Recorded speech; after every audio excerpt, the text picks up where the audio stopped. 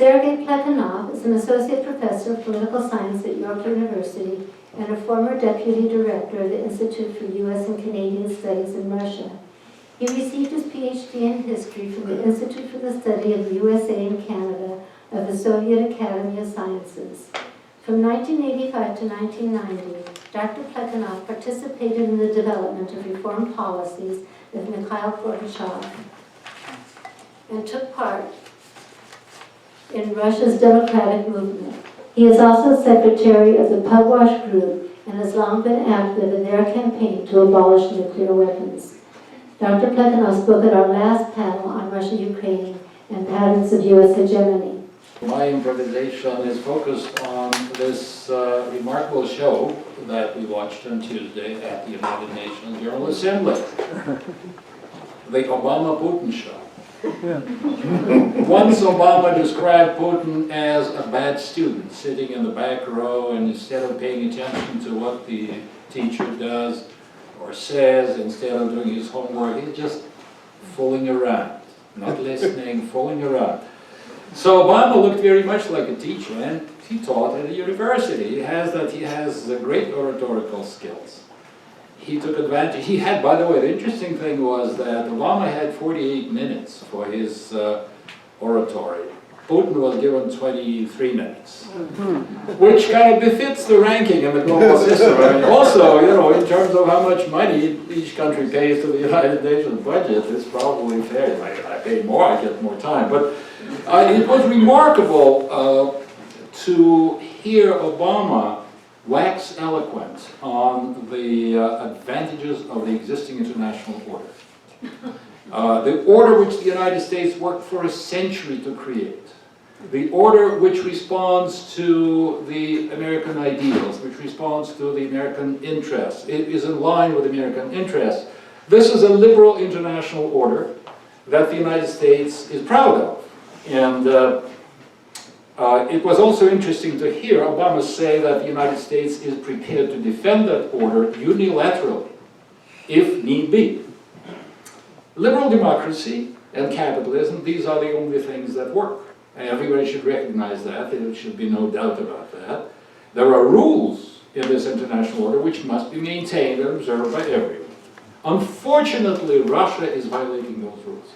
Some other people violate those rules, but Russia is a particular focus. And by violating these rules, Russia is endangering the order.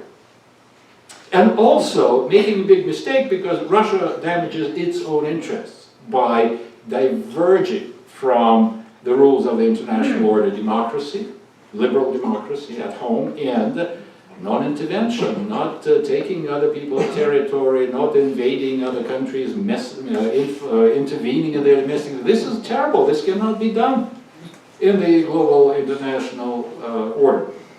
Now, because the United States has a special responsibility for maintaining this order, it has to punish Russia. I mean, the United States has no evil designs against Russia, but order must be maintained. And besides, if you bring Russia back into the folds of this order, Russia will benefit itself. It will return to where it was in the wonderful period when liberalism flourished and everybody was happy and communism was rejected and things like that.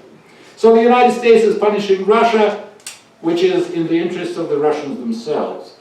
And hopefully Russia will see its mistakes. Oh, by the way, and while the United States is punishing Russia, it's also cooperating with Russia on matters like preventing Iran from becoming a nuclear weapons state and other things. So wherever interests converge, the United States is prepared to... so the student is not being thrown out of the class. It's just being punished, but still kept in the class and hoping that, in the hope that it will behave. Now, Putin's response: I'm not a bad student. I'm a good student. You're a bad teacher. That's how I read what he was saying, because he said, yes, an international order must be maintained, but you are undermining that order by its own hegemonic policies. You're trying to run the world from one center. International order, according to Putin, rests on the existence of independent states, which must be reasonably strong and maintain a degree of sovereignty which is required for those states to perform their tasks. Now, the United States is in the business of undermining the sovereignty of states. It is promoting revolutions. It was really touching to see Putin refer to the bad example of the Soviet Union, which was promoting revolutions in the 20th century, and see where that led. So the United States is now doing the same kind of thing, imposing its will on others, undermining states, and as a result, when states collapse, as we've seen in the Middle East, there is this enormous chaos, economies fall apart, the rise of extremism and terrorism, and that's what leads to things like the ISIS. So the United States, Mr. Teacher, you have to recognize that you are making big mistakes. And so please come back into the fold, do the right thing, and we are prepared to join you in a coalition to defeat ISIL and do other necessary things. So for the world to have more cooperation and less conflict, the United States has to accept that this world is multipolar and that different civilizations exist in it, and to impose one model of liberal democracy, a specific model of capitalism on it, leads to problems. So what was the meaning of that show? I think we saw a clear illustration or example of a hegemon being challenged somewhat by a country which is uncomfortable with the exercise of American hegemony. Now, we've seen such examples in the past. Edward Hallett Carr wrote a study of how revisionist powers challenge the status quo powers and how that can lead to quite significant international conflict. The difference between the situation of, say, the late 19th century, early 20th century, when Germany was a revisionist power, challenging the status quo powers of the day, and today's situation is that this challenge to the hegemon, and it comes not only from Russia, it comes from other revisionist or rising powers such as China, India, Brazil, Iran, and so on.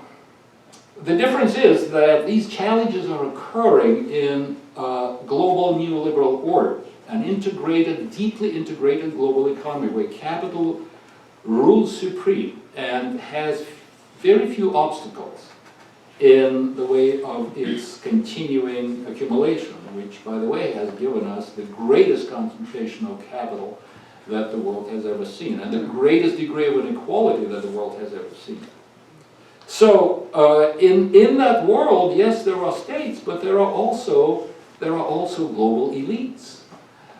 In the words of our famous liberal MP, Chrystia Freeland, who's devoted a whole book to the study of the global oligarchy, and she interviewed lots of people in that oligarchy, she famously wrote, you know, when you examine their mindset, you don't see any national differences there. In fact, they may be becoming a distinct nation of their own. So their nationality is the fact that they are way above us, and they have more things in common than with the countries where they come from. I mean, it can be Carlos Slim, the famous oilman from Mexico. It can be one of those new Indian billionaires. It can be any Russian oligarchs, and so on and so forth. So competition between states, which is dangerous, by the way. The more competition, the more conflict, the likelihood of a serious military conflict. A serious war is happening within this dense medium of the globalized economy. And so references to institutions that serve to maintain an international order comes to mind easily whenever conflicts begin to escalate. And so it's interesting that Putin devoted more time in his speech to the United Nations than Obama did. It's ironic because the United Nations was pretty much the product of American liberal internationalism. It was one of those tools which were built after World War II in order to maintain a liberal capitalist order. the United States, and Obama referred to it, but Putin paid more attention to that product of American hegemony. It was also interesting that he chose to refer to WTO as another globalist organization, another structure of the global neoliberal order, and he said, well, we'll complain to the WTO because you're creating this Trans-Pacific Partnership without consultation with others, doing it in secret, and so on and so forth. So there were similarities between the student and the teacher. They were in the same classroom, but they had different opinions as to how to maintain order in that classroom. Now, the key point, reference point in Putin's speech was defense of state sovereignty. And it's not Russia that is, not only Russia that is concerned about that. Erosion of state sovereignty has been going on for quite some time. And it is a serious problem that if we talk about the spread of democracy and more states being democratically organized, meaning that you have to have elections in order to to have legitimate governments, what happens when you democratically elect the next government, as I hope we will, on the 19th of October, and then to find that government totally impotent in the face of the powerful forces that rule the global economy. So, and many, many other things, many other problems which remain unsolved because the sovereignty of the state is eroded. But the Russian case is particularly interesting because if you examine the 1200-year history of Russia, you can only find one precedent to what happened to Russia in the 1990s. And that was conquest of Russia by the Tatar-Mongol Empire in the 13th century. Now, Russia maintained a degree of its sovereignty, of Russian principalities, but they had to answer to the Great Khan. So by the same token, in the 1990s, with the dissolution of the Soviet Union, the Russian elite voluntarily accepted the American hegemony, and they benefited from it, just as the Russians did, by the way. The Russian elites benefited from being the vassal of the Great Khan, until the moment when they felt strong enough that could challenge the Great Khan. And by that time, by the way, the Great Khan had become so enfeebled, the empire was losing steam, and so the moment came when they successfully challenged it. I find parallels between what's happening between Putin and Obama, between Russia and the United States, and that successful attempt of Russia to regain its sovereignty. So also, if you examine long Russian history, you will see how much the Russians always, how much attention and how many resources they, just exercising or asking a question? All right, stretching the arms, okay. The long record of asserting and defending its sovereignty, and most of the time successful. And the third point is that as opposed to, say, Switzerland or Italy, or compared with Switzerland, Italy, or most other countries, Russia has enormous resources which it can utilize in order to enhance its sovereignty. So, defense of sovereignty, protection of difference, that's another key point in Putin's speech, that there are different ways of solving problems that societies have. There's a pluralism of cultures and civilizations that has to be recognized, and if we recognize and don't try to ignore it, then it will be a more peaceful world. So what is behind this teacher-student confrontation that we witnessed? What kind of Russia are we seeing behind the rhetoric? And much of what Boris said I fully agree with, and in fact he explained to us how Russia is governed today. Yes, indeed, it is a model. Russia has a model of oligarchic bureaucratic capitalism, which is integrated in the global system, and its ways are in many ways shaped by that system, by the order that exists.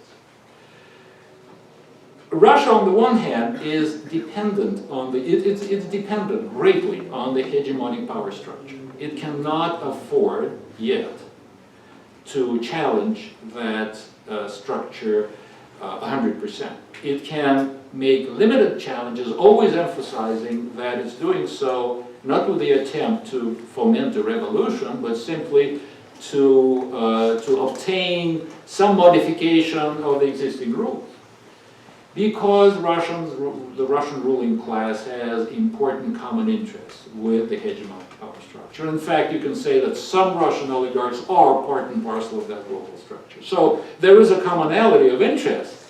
So every time there is a growing tension between Russia and the West, these elites feel uncomfortable, feel threatened. And that gives us some of the interesting dynamics that we observe today in Russian politics. But Russia also has interests which are divergent from those of the hegemon, and that's also normal. Within the global elite, there is some commonality of interest, but there is also some competition. That's the way it has always been, that's the way it will always be. So, on the one hand, commonality of interest between Russia and the West. On the other hand, existence of divergent interests and existence of competition, which arises from that divergence. So you have two sets of interests which are in conflict. And what is Russia seeking when it's politely challenging the United States and the Western world? It's seeking redistribution of power within the global system. It lost a lot of power in the 1990s, and it has been trying to regain at least some of that power, and at a certain point, that is bound to generate tensions and conflicts with the West. Another thing that Russia is seeking, I think, is some form of systemic change away from neoliberalism. So it remains, the Russian leadership remains to invoke the rules of the neoliberal global order, but at the same time, there is growing recognition that Russia should try to make some exceptions for itself. And the recent proposal by Putin's economic advisor, Sergei, a set of proposals for a new Russian economic policy, actually represents a significant attempt to bend the rules or to ignore some of the rules of the liberal order in the interests of Russia's economic recovery. The case is made that if we observe the rules, Russia will never creep out of its economic crisis. So that's especially because we are now being punished by the sanctions. So both tasks, both redistribution of power and attempt to force some systemic change, require a greater degree of sovereignty. So this is why Russia is championing state sovereignty. Now, how do you increase sovereignty if you are the government of Russia in the global system? Well, first thing you do is limit Western influence. It's natural. Second thing, you increase the power of the state over society. Make the state more authoritarian. How far that trend can go depends on what happens. And the awakening of the sleeping beauty of the Russian people, I agree, this is coming. It will come one way or another, and correct many, many plans that the Russian elites are now hatching. And the third thing that you do is work with other like-minded states. Form coalitions with them, like BRICS, work with China, work with Iran, India, and so on. So it is a challenge to the West. It is a challenge to Russia presents a challenge to the West in two dimensions. First of all, it's a challenge to the liberal values, which is Russia gets such a bad press today. Tuesday's speech at the United Nations that we heard from Putin did not generate a lot of applause. There was some, and I recall a different speech. In December of 1988, Mikhail Gorbachev gave a long speech to the UN, which was a ringing declaration of the Soviet Union's allegiance to liberal democratic values. The speech, the oratory was great. He also gave a speech to, Later, Boris Yeltsin came to US Congress and gave another speech which emphasized even more how Russia is now totally cool with the way America thinks about the world. And he got something like 40 standing ovation. And some of the congressmen were actually wiping their tears off their eyes. This was the definitive victory in the Cold War. Without having to fight, actually persuading the Russians to see the light, finally. I'm sure that Obama visualizes another such conversion. Well, Russian, come back, forget your erroneous ways, even at the expense of getting rid of Putin. By the way, Putin dropped an interesting remark during one of his press conferences in New York, where he said he's not sure whether he wants to run again. In 2016, he hasn't yet made up his mind, kind of sending a hint, well, if you treat us well, I may actually vacate. So can the West reverse the situation? I think it's unlikely, because internal forces which would be required to overthrow the Putin regime, those pro-Western forces that the West may count on, are definitely insufficient. In fact, they've been marginalized largely. The most important pro-Western forces are, of course, in the elites, but they are under the power of the Russian state, and they do not want to rub Putin the wrong way. External pressures on Russia, such as sanctions, mostly serve to increase domestic support for Putin. And it was interesting how Obama, in explaining the effectiveness, in portraying the effectiveness of American policy of pressuring Russia, sanctioning Russia, really wildly exaggerated the effects which, but he was trying to make a case, yes, you know, we're doing the right thing, we're pushing Russia, and see how Russians are suffering. The worsening of the economic situation in Russia is only partly due to sanctions, and I think the sanctions are not the main thing. A sluggish world economy, which results in drastic decline of oil prices, is damaging Russia, just as it's damaging Canada.